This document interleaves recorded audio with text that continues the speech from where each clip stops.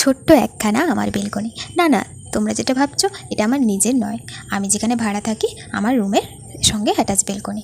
তো আমার কিন্তু আগে যেখানে থাকতাম সেখানে অনেক গাছ ছিল, এখানে সেরকম গাছ লাগানো হয়ে ওঠেনি। তো ভাবলাম চলো, আবার আমি গাছ ভীষণ ভালোবাসি, তো ভাবলাম গাছগুলো লাগানো যাক। এই একটাই গাছ ছিল আমার, তাও আবার লাগিয়েছিলাম একটা তেলের একটা ডিব্বা ছিল, তো সেটাকে কেটে আমি অ্যালোভেরা গাছটা লাগিয়েছিলাম। তো ভাবলাম এটা কেমন দেখতে লাগছে, তো চলো এটাকে একটু ডেকোরেট করা যাক। এই যে দেখছো ফেব্রিক কালার দিয়ে কিন্তু খুব একটা বেশি আমি আলপনা আঁকতে পারি না, ঠিক আছে, একা ব্যাঁকা যাই হোক করে মোটামুটি এঁকেছি।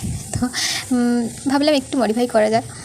তো কেমন লাগবে তোমরা দেখে বলো। এটা তো পার্ট 1, পার্ট 2 আসবে।